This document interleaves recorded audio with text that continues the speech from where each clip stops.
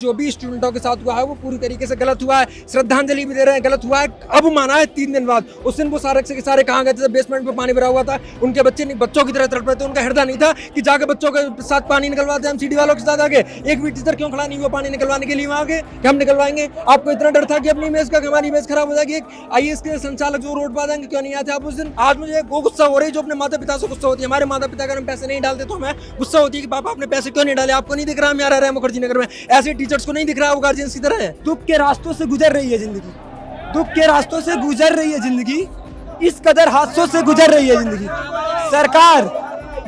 सरकार coaching library अगर ध्यान देते तो अच्छा है। दुख होता है इस कदर मर रही है जिंदगी। उनका कई सालों से कोचिंग चल रहा है, बेसमेंट में इलीगली चल रहा है, और वो हमें नैतिकता का पाठ पढ़ाते हैं। हमेशा तो प्रोडोकास्ट में आते हैं, हर जगह हमें सिखाते हैं। और उनको हम आइडियल मानते थे। मतलब वो इतना हार्ट ब्रेक हुआ हम लोगों का कि वैसे इंसान इलीगली चला रहे हैं तो फिर क्या रह ही जाता है। जो इतना बड़ा शिक्षित हो के उनके कथनी और करनी में अंतर है, उनसे हम क्या अब क्या उम्मीद रह गई उनकी बातों से। इस वक्त हम दिल्ली के मुखर्जी नगर में हैं। पीछे आप देख रहे हैं दृष्टि IAS का कोचिंग सेंटर है। इस वक्त जब हम बात कर रहे हैं तो ANI पर डॉक्टर विकास दिव्य कीर्ति का एक इंटरव्यू भी रिलीज हो रहा है, जो तब तक सामने आ जाएगा जब तक ये बातचीत जो है वो ऑन एयर जाएगी। आप संतुष्ट हैं? दृष्टि IAS की तरफ से एक प्रेस नोट आया आज दोपहर को, अगर आपने पढ़ा हो, आप लोग खुश हैं उससे? और दरअसल लोग ये पूछ रहे हैं कि नाराजगी किस किस बात को लेकर है डॉक्टर विकास? उनका कई सालों से कोचिंग चल रहा है, बेसमेंट में इलीगली चल रहा है, और वो हमें नैतिकता का पाठ पढ़ाते हैं। हमेशा तो प्रोडोकास्ट में आते हैं, हर जगह हमें सिखाते हैं। और उनको हम आइडियल मानते थे। मतलब वो इतना हार्ट ब्रेक हुआ हम लोगों का कि वैसे इंसान इलीगली चला रहे हैं तो फिर क्या रह ही जाता है। जो इतना बड़ा शिक्षित हो के उनके कथनी और करनी में अंतर है, उनसे हम क्या अब क्या उम्मीद रह गई उनकी बातों से या उनके स्टेटमेंट से। कहाँ पढ़ते हैं आप? सर से ही पढ़ते हैं? मैं यही हूँ मुखर्जी नगर में, यही सेल्फ स्टडी करता हूँ। सेल्फ स्टडी करते हैं।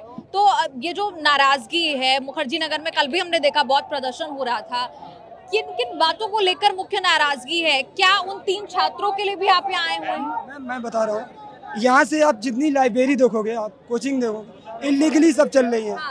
इलीगली चल रही है, ब्रोकर परेशान करते हैं, रूम मालिक परेशान करते हैं। एक ऐसा सेटलमेंट है, इन्वायरमेंट है यहाँ कि हर कोई जैसे लगता है पैसों के लिए हमें खा जाएगा। और ये जब पैसे भी लेते हैं तो कैश में लेते हैं, ऑनलाइन नहीं रहते। कोचिंग वाले चाहे कोई भी, वो बचने के लिए, इनकम टैक्स से बचने के लिए। तो चारों तरफ से अगर हम लोग का जो ज़िंदगी है ना, वो ऐसे हो गई है दर्द में।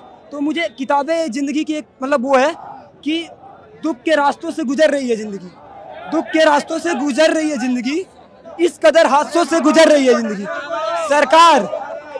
सरकार कोचिंग लाइब्रेरी अगर ध्यान देते तो अच्छा है। दुख होता है इस कदर मर रही है ज़िंदगी।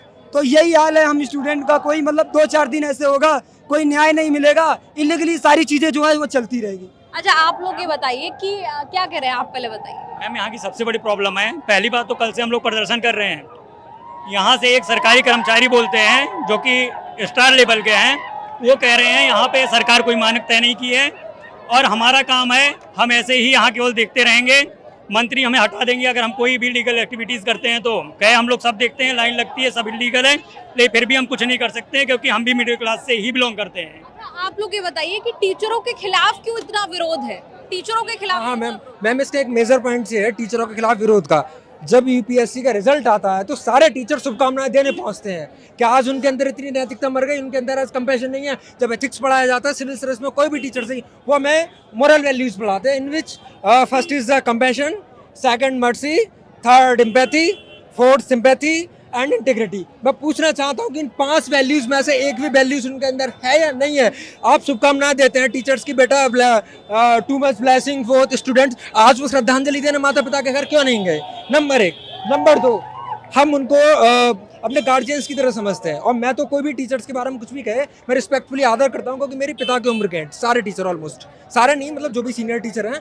तो मेरा पहला सवाल टीचर से है कि सर, जो भी आप फीस लेते हैं या जो भी आपका कंसर्न रहता है, आप एक कमेटी गठित क्यों नहीं करते सारे कोचिंग्स वाले मिलकर कि जो भी बच्चों की समस्या होगी हम सारे कोचिंग्स वाले मिलकर उसको सॉर्ट आउट करने का प्रयास करेंगे शांतिपूर्ण से, ताकि भविष्य में ऐसी घटनाओं का दोहराव ना हो। नंबर 2, एमसीडी वाले जो भी जनप्रतिनिधि होते हैं इलेक्शंस के टाइम पे वोट लेने आते हैं, क्या उनकी जब वो वोट लेने आते हैं उनको वाइट्स नहीं दिखते? मैडम आप देखिए यहाँ इतने वाइट्स हैं, यहाँ जैसे नेहरू, यहाँ एक बार दिखाइए, एक दिखाइए, ये वाइट्स की बात कर रहा हूँ। मुखर्जी नगर में जो खुलेआम वायरिंग, इलेक्ट्रिकल वायरिंग की हाई वोल्टेज वायर्स जो रहती हैं, केवल मैम ये तो केवल ऑफिस, आप नेहरू विहार में जाके देखिएगा, यहाँ से लेके बच्चों के घर के जहाँ हम ड्रेस को वॉश करते हैं वहाँ सर वायर लटके हुए हैं, एक मेजर प्रॉब्लम। दूसरी प्रॉब्लम ये कि जब हम ब्रोकरी देते हैं, सिक्योरिटी देते हैं, सिक्योरिटी किस लिए दी जाती है? सिक्योरिटी इसलिए दी जाती है कि कोई भी दिक्कत होगी तो जो रेजिडेंट्स के एसोसिएशन के प्रेसिडेंट होंगे, लाइट का कंसर्न होगा, वाटर क्राइसिस होगा, वो इस चीज़ को एमसीडी में कंप्लेंट करेंगे और वहाँ जाकर चीज़ों को मैनेज करने का प्रयास करेंगे। मैडम कोई सुनने वाला नहीं होता है। तीसरी चीज़, जो भी हमारे वेल विशर्स होते हैं, चाहे वो इंटरव्यू मेंबर्स हों, जो भी मेंबर्स हों, वो इस बात को खुलकर क्यों नहीं कह रहे हैं कि जो भी स्टूडेंटों के साथ हुआ है वो पूरी तरीके से गलत हुआ है। श्रद्धांजलि भी दे रहे हैं, गलत हुआ है, अब माना है 3 दिन बाद। उस दिन वो सारे के सारे कहाँ गए थे? बेसमेंट में पानी भरा हुआ था, उनके बच्चों की तरह तड़प रहे थे, उनका हृदय नहीं था कि जाकर बच्चों के साथ पानी निकलवाते हैं। एमसीडी वालों के साथ आगे एक भी टीचर क्यों खड़ा नहीं हुआ पानी निकलवाने के लिए वहाँ आगे कि हम निकलवाएंगे? आपको इतना डर था कि अपनी इमेज का, हमारी इमेज खराब हो जाएगी। IAS के संचालक जो रोड पर आ जाएंगे, क्यों नहीं आते आप उस दिन? मैं सर को रिस्पेक्टफुली बोल रहा हूँ, सर को प्रणाम करते हुए बोल रहा हूँ। आज मुझे वो गुस्सा हो रही है जो अपने माता पिता से गुस्सा होती है। हमारे माता पिता अगर हम पैसे नहीं डालते तो हमें गुस्सा होती है कि पापा आपने पैसे क्यों नहीं डाले? आपको नहीं दिख रहा हम यहाँ रह रहे हैं मुखर्जी नगर में? ऐसे टीचर्स को नहीं दिख रहा है वो गार्जियंस की तरह है? मैम जिंदाबाद मुर्दाबाद वाली सोशल इशू नहीं कर रहा हूँ, क्योंकि we are the UPSC aspirant, we are not normal students. So every student consider that कि टीचर्स के बारे में हम रिस्पेक्टफुली अपने पॉइंट्स रखें और वो टीचर को सुनना चाहिए और श्रद्धांजलि माता पिता के घर जाकर उनको देना चाहिए, कंपेंसेशन जो भी है। ये मेरा एक पॉइंट। क्या कह रहे हैं?